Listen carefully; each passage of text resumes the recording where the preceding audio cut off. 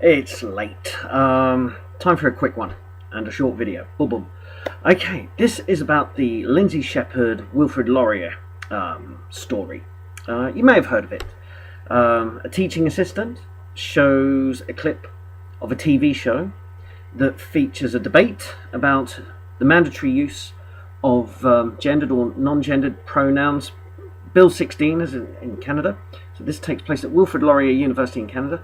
So this teaching assistant shows this clip, and on the one side it's got Nicholas Matt, who is a gender studies professor at University of Toronto, and he's in favour of Bill C-16. And on the other side is Jordan Peterson. You may have heard of him. He's a clinical psychiatry professor. I may have got his job title wrong there, but he is against the state compelling people to use the correct gendered pronouns with regards to trans people. So anyway, Lindsay Shepherd got into trouble with her supervising professors, who are Nathan Rambicana and Herbert Pimlott. She was hauled in front of a panel to answer for her actions. There were the two professors, and I think there was a diversity officer present. They have a very long job title, which I can't remember right now. But their job is to make sure diversity and violence against people of diversity do not happen, punished when they do. So anyway, the Lindsay Shepherd recorded this meeting. It was quite confrontational, very passive aggressive if you listen to it. She recorded this dialogue they had. It went viral, and of course people have split into two camps. A lot of people were outraged at this kind of inquisition over an incident that has been very misrepresented. What people forget is the clip that Lindsay Shepherd showed presented two sides of an argument, but apparently there is only one side of an argument, and what she did wrong was present a video with somebody arguing for something that a lot of progressive professors and academics have utterly rejected. So she got into trouble. But a lot of people have backed Lindsay Shepherd. But on the left, on the progressive left and the far left, sympathy is with the professors, and they're very much against Lindsay Shepherd and what she did. And one of the bodies that has taken offence at Lindsay Shepherd, and also the way Wilfrid Laurier University has, in a rather tepid and kind of half-hearted way, come down on Lindsay Shepherd's side and made Professor Rambicana apologise to her for kind of infringing on her point about academic freedom.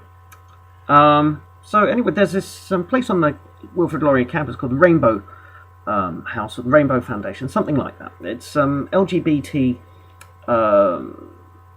body on the campus. Now, say LGBT and all the other letters of the acronym, but I'm only human.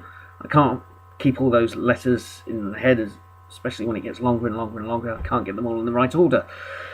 So we'll just leave it at LGBT, and you know what I mean from that. So anyway, they wrote an open letter to the president of Wilfrid Laurier campus, complaining about the way things have been handled. But something strange struck me about the letter, and that is how they referred to Lindsay Shepherd herself. They kept referring to her as L. Shepherd. So not Lindsay Shepherd or Ms. Shepherd or Miss Shepherd, but L. Shepherd. And that seemed weird to me. You know, when you see someone's name written like that, just the initial of their Christian name and then the surname, you know, that's something that goes on a kind of a team sheet for a football match, or is a nameplate on a door, or something like that. You don't refer to another human being just in that format. You usually say, I object to what Lindsay Shepherd did or Ms. Shepherd did. You know, you grant people an honorific title, usually their Christian name, or else a Mr., Miss, Mrs., Ms. You do it that way. But L. Shepherd just seemed weird. I thought this was one-off because when I heard the contents of the open letter, there was a lot of jargon in it, and it didn't flow as a kind of prose. It's a bit heavy going, and I don't mean in terms of content. I just mean in the way it was written. As I said, full of jargon. And I thought this was just a one-off. This was just this person's writing style from the Rainbow Centre. But then I saw an episode of The Agenda, which was the show that Lindsay Shepherd showed to her class in the first place. And that's a Canadian political hot-button topic discussion show. And what happened was that they had a panel discussion on academic freedom and freedom of speech and freedom of expression on campuses. And one of the panelists is a professor called, I'll try and get his name right, Ronaldo Walcott, who's at the University of Toronto, and I think he's a black history, gender history. I don't. One of his titles is Professor of Black Queer Studies.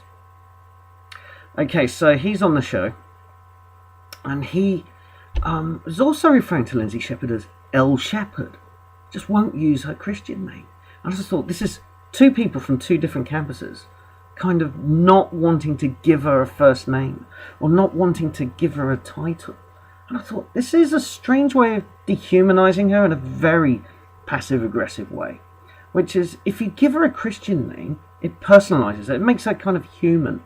And you wouldn't want that, not in these culture wars. And I thought, but you don't want to give her a title like Ms. or Miss, however Lindsay Shepherd likes to be addressed, because that confers some kind of respect or honour on someone. If you call someone Mr. or Miss or Ms., Mrs., you're conferring some honour and respect there. And they don't want to do that either. But they can't call her Shepherd because that's rude and confrontational. So this L. Shepherd thing, imagine you go through life and go, J. Smith, F. Blogs, it's just another, it seems like another little tactic, another little thing that the progressive left have done to say, how do we strike back in all these different little ways? So, I know, let's not give our opponents a first name. That will, because giving them a first name legitimizes them. And it's just on these little things.